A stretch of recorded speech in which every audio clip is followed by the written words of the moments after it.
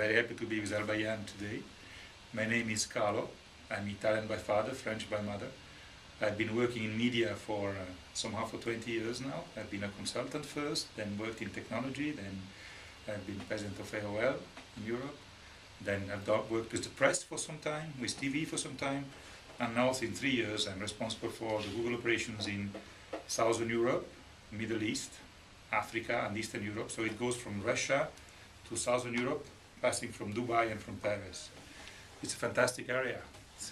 It's a big pleasure to work with so different and passionate people around the world.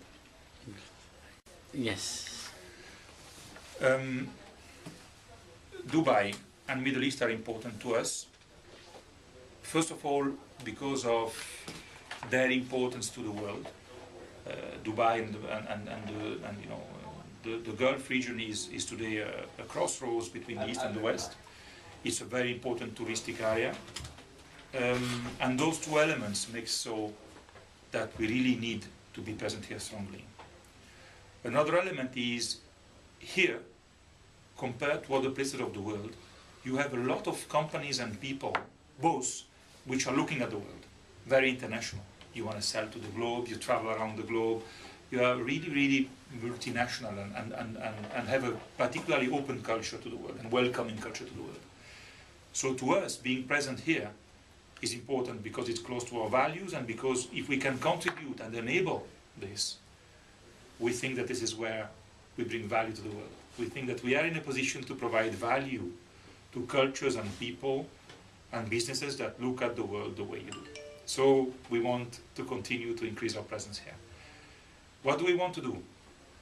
Continue to invest on YouTube. We are very, very happy, very, very happy of what we see with YouTube happening here after we opened now, some months ago. Yeah. In terms of usage, it is among the highest in the world. Let me take the number. Yes, exactly. But I think the number is 167 million. it's 167 million views a day, right? Yeah, that's right. Is it So you're 167 million views a day, right? Yeah, that's right. So if you look at this, 167 million views a day on a population of how many people? 340. Yeah. Right, 340. So Yeah, yes, yeah. 340. Yeah. Great. It's the highest ratio in the world. Yeah. So And we have 8 domains. We just launched the UAE domain. absolutely. Yes. So that's great for us. Two, if you look at the uploads and 1 hour of upload every minute in the MENA region, again 340 million people. If you look at 64 hours with about, I think slightly less than 1.8 billion people in the world that are using YouTube, or 2 billion, which is a lot, but if you make the proportions, you are very active.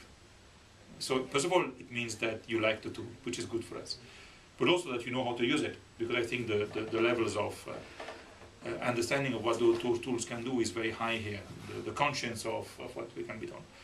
It's also very good because it will provide Arabic content to the web, and it will help promoting the values and the good understanding of this world. You know, let me be honest, I've been traveling around the world for a lot of time, but I now come to Middle East more often.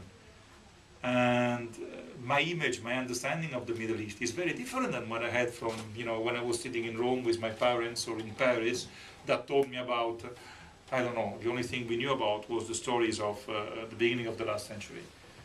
And you cannot promote a world that people understand each other and give value to each other without that. So bringing this content is very important. You're asking is, yes, but Google, if you have data on me, then you can give it to someone else. Yeah. Fair question. That's a fair question to ask. We are very strict on that. We have certain rules that we give ourselves. Google believes in certain values. One of those values is freedom of expression. And one of those values is respect of the people's ability, right to express themselves. So we will give data to authorities only in case laws oblige us to do so.